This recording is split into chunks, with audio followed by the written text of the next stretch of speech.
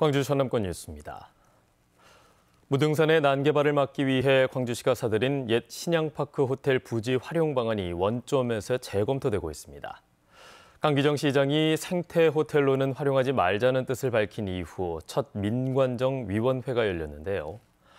호텔을 철거하자는 의견도 많았고 존치해야 한다는 주장도 나와서 결국 결론을 내지 못했습니다. 최혜진 기자입니다. 지난해 광주시가 매입한 옛 신양파크 호텔. 골프 연습장과 인근 부지까지 공공개발 면적이 4만 1,000제곱미터에 달합니다. 민선 7기는 생태호텔로 활용하기로 했지만 민선 8기 강기정 시장은 반대했습니다. 부지 매입에 이미 369억 원이 투입된 상황에서 개보수 비용 340억 원이 추가될 것이 예상되는 등 재정 부담이 크다는 겁니다. 결국 민관정위원회가 민선 8기 이후 첫 회의를 열어 활용 방안을 원점에서 논의했습니다. 활용도 대비 사업비가 너무 사실은 많이 들어서 예산이라든가 또 시민의 공감대 등등이 잘 반영되는 결론이 이루어졌으면 좋겠다는. 민관정위원회는 공유화와 생태 보존 등 기존 3대 원칙은 유지하기로 했습니다. 하지만 부지 활용 방안에 대해서는 호텔 철거냐 존치냐를 놓고 갑론을박이 이어졌습니다. 호텔을 철거하고 정원이나 체험, 문화공간 등을 보다 창의적으로 구상하자는 의견이 많았지만 옛 신양파크 호텔의 역사성을 유지해야 한다는 의견도 적지 않았습니다.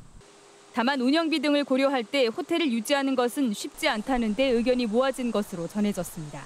논의하는 과정에서 이 호텔이 큰 틀에 대해서 지장을 받는다면 그거는 철거 대상이 될 수도 있고 의미를 부여한다면 부분적으로 어떻게 할 것인가에 대한 논의일 수도 있고.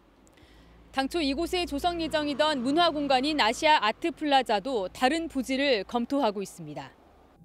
신양파크 호텔 공유화 사업이 재논의에 들어가면서 호텔을 활용할 예정이던 아트플라자 사업 계획도 다시 수립해야 하기 때문입니다. 이미 국비보조금 3억 원이 교부된 상황이어서 문체부와 협의도 필요합니다. 민관정위원회는 조만간 다시 전체 회의를 열어 부지 활용 계획과 용역 추진 방식을 논의할 예정입니다. KBS 뉴스 최진입니다. 광주경찰청 반부패 수사대는 공직선거법 위반 등의 혐의로 이정선 광주시 교육감과 캠프 관계자 4명을 검찰에 불구속 송치했습니다.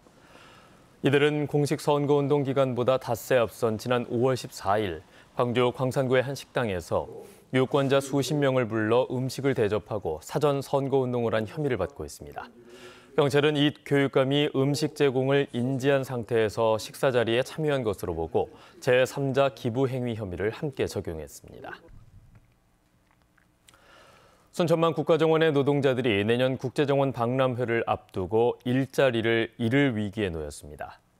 박람회 조직위원회는 행사 준비를 위해 일정 기간 휴장하면서 불가피한 상황이라는 입장인데요. 노동자들은 고용 안정을 요구하고 있습니다. 어떤 사연인지 김호 기자가 취재했습니다. 2023 순천만 국제정원 박람회의 주무대인 순천만 국가정원. 현재 정원에서 티켓 판매나 청소 등을 맡고 있는 노동자 120여 명은 일자리를 잃을 처지입니다. 조직위원회가 내년 4월 박람회 개막을 앞두고 행사 준비를 위해 3개월간 정원을 휴장하기로 결정했기 때문입니다. 박람회 종료 이후에도 재개장을 위한 준비로 2달간 문을 닫을 예정입니다. 순천시가 책임져라! 순천만 국가정원 노동자들이 고용 불안을 호소하며 대책 마련을 요구했습니다. 노동자들은 개별 업체 소속으로 매년 계약을 이어왔는데 근본적인 고용 안정을 요구하고 있습니다. 우리는 일회용이 아닙니다. 필요할 때만 쓰다 버리는 일회용이 아닙니다. 순천시는 직접 고용, 상시 고용을 예면하지 말고. 박람회 조직위원회는 휴장 기간에 고용을 유지하는 건 불가능하다는 입장입니다. 다만 박람회가 열리는 7개월간 다시 일하게 될 것이라고 설명했습니다. 박람회를 운영할 대행업체를 현재 지금 선정 중에 있는데요. 현재 박람회 국가정원에서 근무하는 인력에 대해서는 우선적으로 고용 승계를 할 수 있도록. 노동자들은 상시 고용을 요구하며 투쟁 수위를 높여가는 방안을 검토하고 있습니다. KBS 뉴스 김호입니다. 기획재정부의 공공기관 혁신안에 수출입은행 여수출상소위의 폐쇄 계획이 담긴 데 대해 여수상공회의소가 철회를 요구했습니다. 여수상공회의소는 기획재정부와 국회 등에 보낸 건의서에서 전남 동부권 30여 개 기업이 최근 5년간 여수 출장소에서 약 6천억 원의 자금 지원을 받았다며 존치 필요성을 주장했습니다. 여수 상공회의소는 특히 전남 동부권형 3개 시의 연간 수출입은 734억 달러 규모로 울산과 인천에 이은 전국 3위이자 광주 전남 전체 수출액의 67%에 해당한다고 강조했습니다. 강진군이 전국 지자체 가운데 최고 금액인 월 60만 원의 강진형 육아 양육수당 지급을 시작했습니다.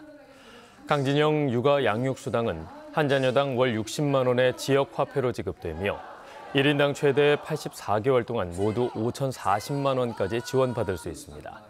강진군은 자녀 양육의 실질적 부담을 줄이고 정부 차원의 근본적 대책 마련을 촉구하는 의미로 월 60만 원의 육아수당을 지급했다고 밝혔습니다.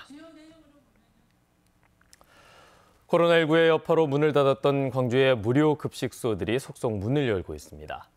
하지만 코로나 장기화 사이 후원자가 크게 줄었고 최근 물가까지 치솟으면서 도움의 손길이 절실해졌습니다. 김혜린 기자입니다. 식사 시간에 맞춰 무료 급식소에 온 어르신들. 11시 정각이 되자 배식을 알리는 종소리가 울려 퍼집니다. 많게는 하루 600명의 한 끼 식사를 책임지던 이 무료 급식소가 다시 문을 연 건 2달 만. 지난 6월 코로나19로 운영을 중단한 지 2년 만에 문을 열었지만 오미크론 변이 확산으로 곧장 문을 닫아야 했습니다. 여기서 점심 식사를 하고 만약 여기서 점심을 제공 안 하면은 어떤 사람들은 또 그 점심을 굶는 사람도 있어요. 그렇지만은 여기를 이용하기 때문에 즐겁고 서로간에 웃으면서.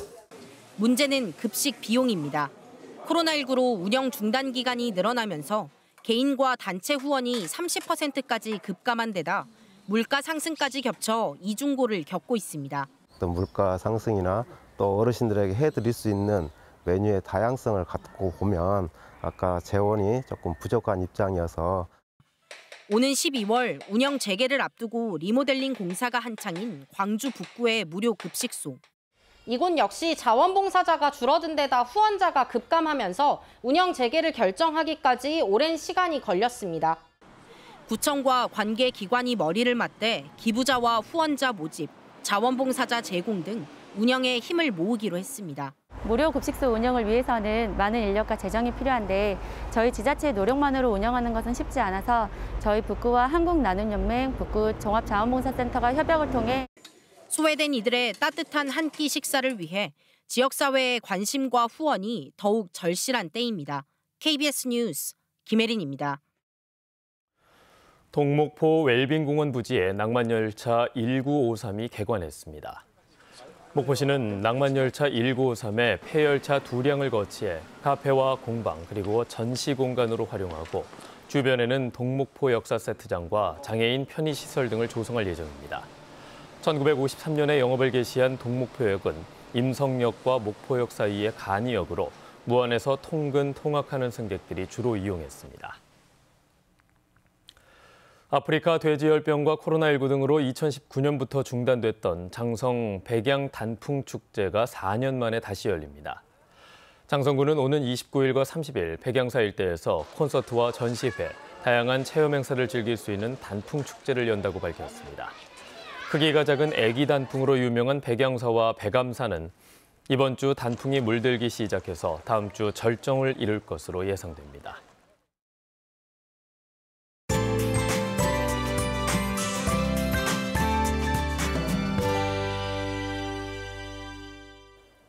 울긋불긋 가을이 물들어가고 있는 요즘인데요. 지난주부터 한평에서는 국화를 주제로 한 가을꽃 축제가 한창입니다.